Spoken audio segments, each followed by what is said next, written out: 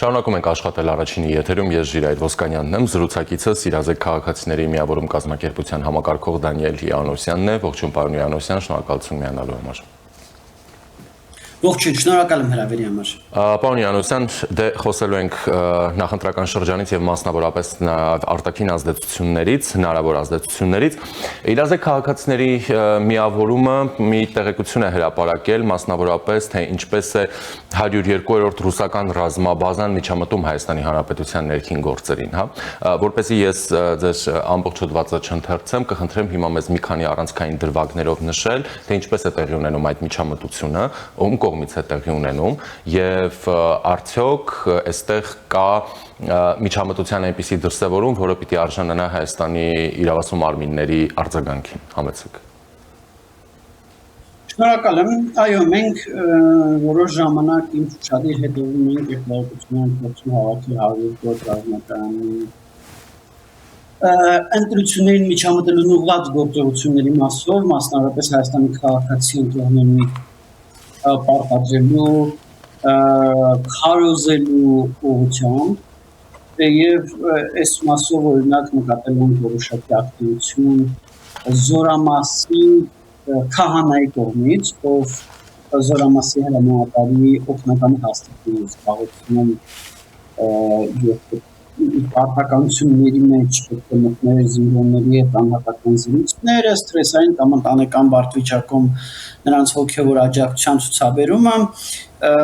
բայց մեզ հասած տեղեկությունների համաձայն նա ըստ էության գրեթե ամենօրյա ռեժիմով առերևույթ իրականացնում է Հայաստանի պետականությունը վերացնելու ուղղված նույնիսկ քարոզչություն, հա, այս բնույթի է, եւ իհարկե նաեւ նախընտրական քարոզչություն։ Միաժամանակ մենք նաեւ ստացել ենք տեղեկություններ, որ դրանով չի սահմանափակվում ուրեմն ռազմաբազայում տեղի ունեցող պրոցեսները Հայաստանի ընտրությունների կոնտեքստում ռազմաբազայի հրամանատարությունը այնտեղ աշխատող Հայաստանի քաղաքացիներին ուրեմն աշխատանքից հեռացնելու սպառնալիքի տակ պարտադրում է ոչ միայն իրենք քվեարկեն կոնկրետ քաղաքական կուսակցության օգտին, այլ նաև հակառակ այլ նաև ընտանիքի անդամներին, հարազատներին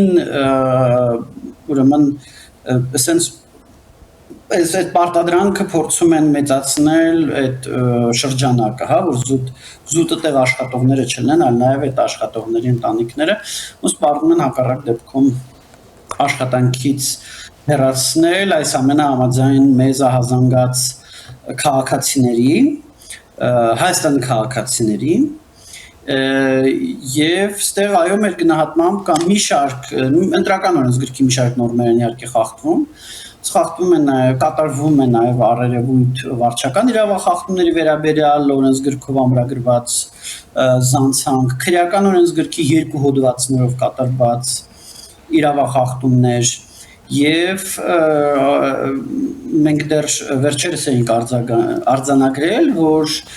ռազմակայանում տեղի ունեցող ընտրական հանցագործությունների քննությունը Հայաստանի իրավապահների լիազորություններում, այսինքն այս առումով իրավական որոշակիություն կա եւ այդ որոշակիությունը Հայաստանի օգտին է, դա եւ այս առումով մենք համարում ենք, որ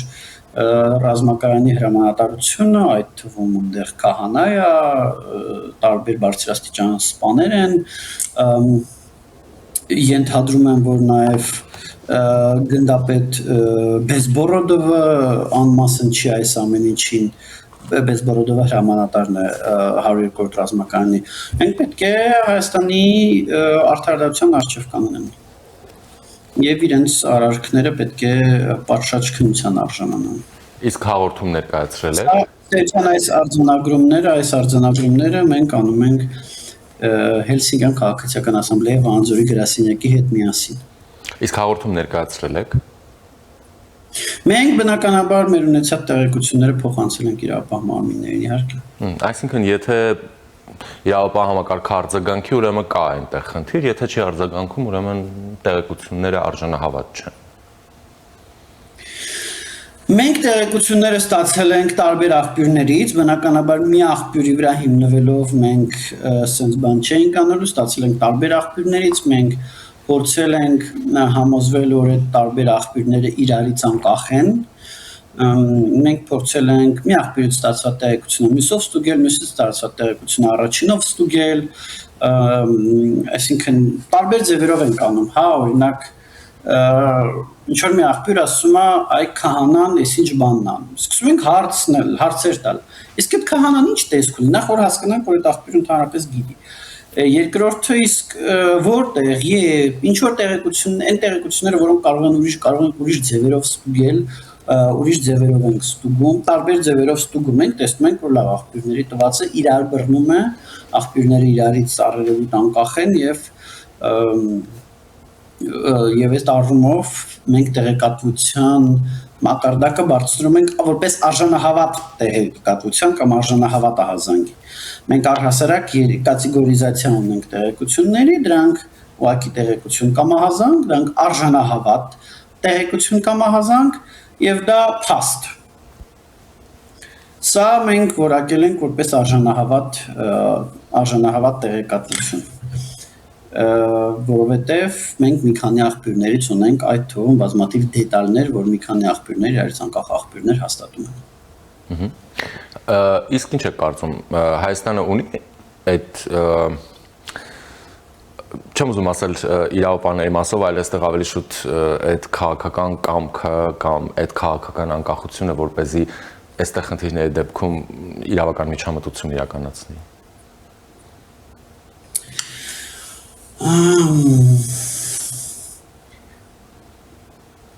Ես կասեի այդ դուխը, նույնիսկ սլենգը ենթադրում է ուրիշ բառ ասել, բայց եթերային չի։ Դժվար ասել։ Հայաստանի իրավապահ մարմինները եւ առհասարակ իշխանությունները շատ զգուշ են հարցերում, որոնք որ վերաբերում են ռուսներին։ Ցավոք սրտի մենք դա տեսել ենք, մենք դա տեսնում ենք եւ այդ խնդիրը կա, իհարկե։ Միջամտության այլ ձևերի մասին անդրադառնանք, մենք կարող ենք հիշել Վլադիմիր Պուտինի հայտարարությունը, որ այսպես ասենք սահուն կամ փափուկ ինչ-որ ապահարզանի մասով հանրաքվե անի Հայաստանը, ԵՄ, ԵԱՏՄ, նման բաներ, շուտ կողմնորոշվեք,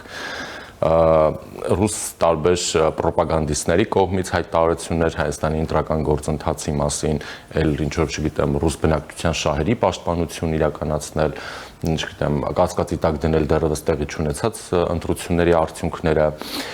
եւ շվեդական հարթակներից մեկը, որը գաղտնի փաստաթուղթեր հրապարակել, թե ինչպես է Ռուսաստանը փորձում միջամտել ազդել Հայաստանի ընտրությունների վրա, խոսքը blank spot շվեդական անկախ լրագրողական հարթակի մասին է։ Կխնդրեմ սրանց եւս անդրադառնալ։ Ըստ էության այն ինչ որ հրապարակել է blank spot-ը ամբողջությամբ բռնում է նրան, ինչ որ մենք տեսնում ենք։ Այն ինչ որ մենք տեսնում ենք այս անցած մի կես տարվա ընթացքում, կես տարվա անցած ամառվա վերջից ինչ որ առումով ամբողջությամբ բռնում է blank spot-ի հրապարակածի հետ։ Մեկը մեկի բռնում է։ Այս առումով ստեղ բավականին նախ blank spot-ը ինքնին արժանահավատ աղբյուր է եւ չեր հրապարակի մի բան ինչում վստահ չէին, հա։ Եվ երկրորդը այո այն ամբողջությամբ բռնում են նրա հետ, ինչ որ մենք հողի վրա տեսնում ենք, ինչ որ տեսնում ենք այն տենդենսները, որոնք որ տեսնում ենք Հայաստանի մեդիա դաշտում։ Ռուսաստանից մենք արդեն տեսնում ենք, հա, Ռուսաստանի պետական հեռուստաալիքով հայտարարում են, որ Հայաստանի ընտրությունները կեղծվելու են, որ Հայաստանում խաղ բանտարկյալներ են լինելու, Հայաստանում էս ալնելու են ալնելու։ Եվ սա եւս գիտեք զարմանալի չի, որ իրանք այնպես բաներ են հայտարարում, որովհետեւ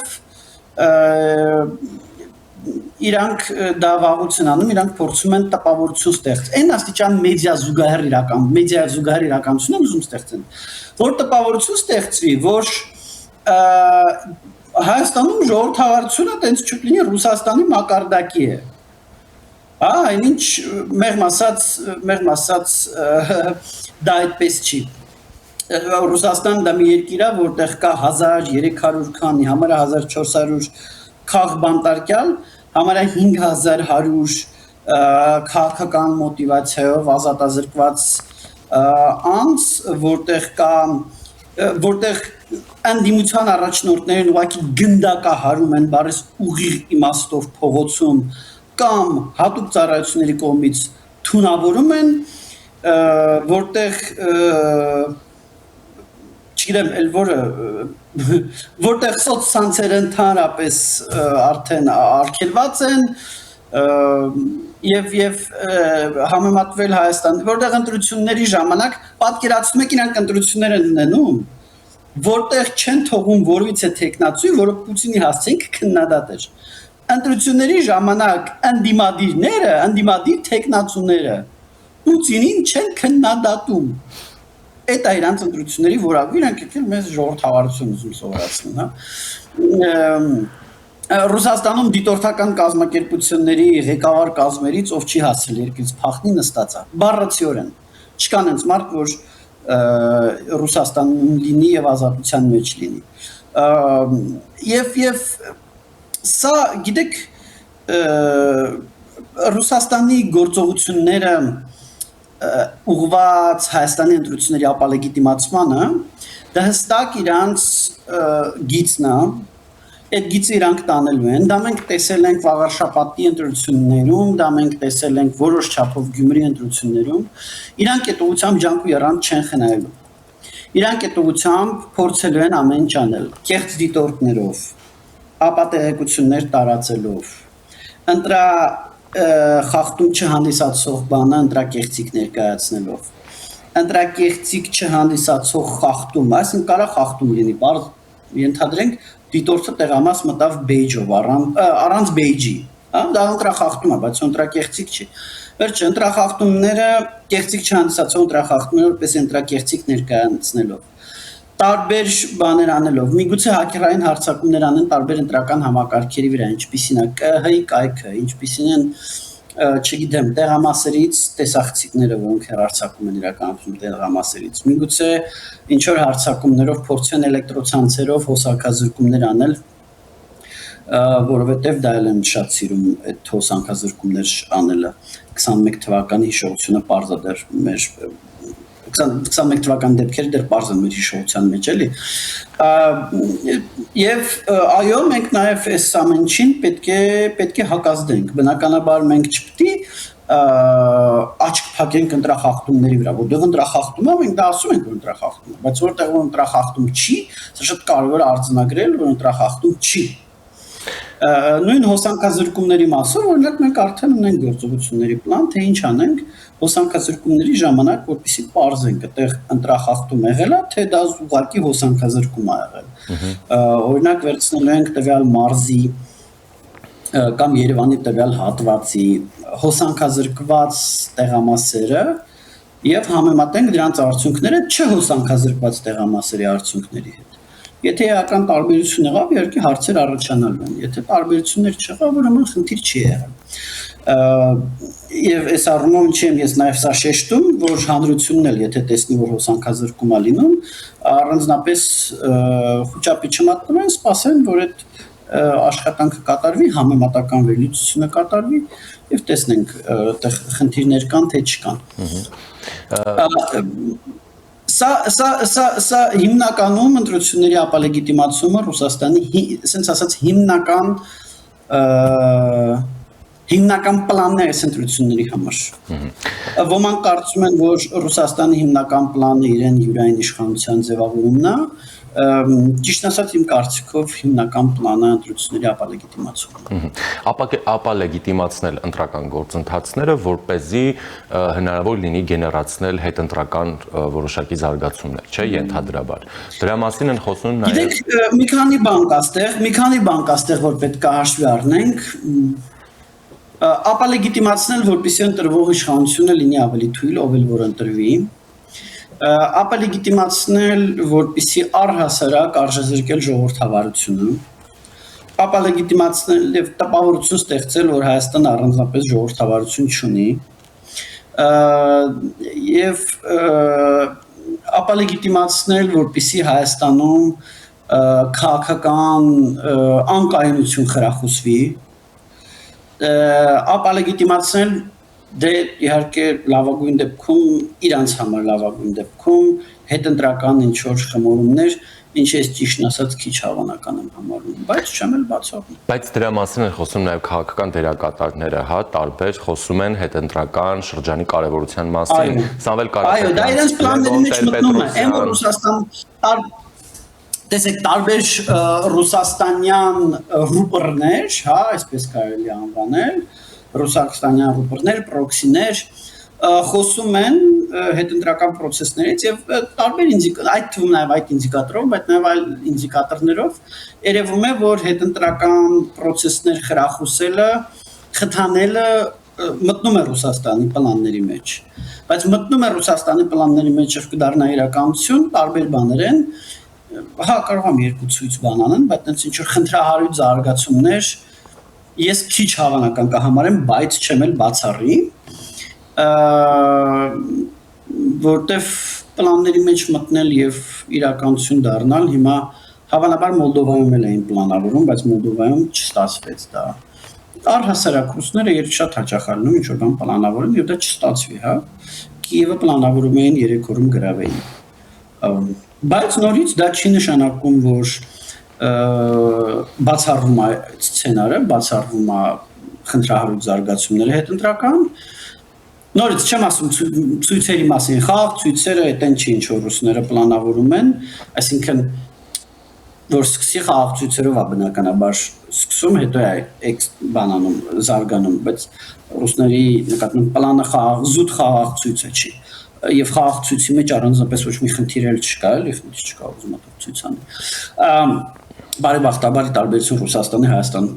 իրավունքը հարգված է։ Բայց ասած են որ պետք չի բացառել, որ կարող է լինեն խնդրահարույց զարգացումներ, առավել եւս պետք չի ձեռները ցալել եւ նստել նայել, թե ոնց է օրինակ հասարակության մոտ արհեստական տպավորություն ստեղծում ինչ որ կեղծիքի, որ իրականում տեղի չի ունեցել։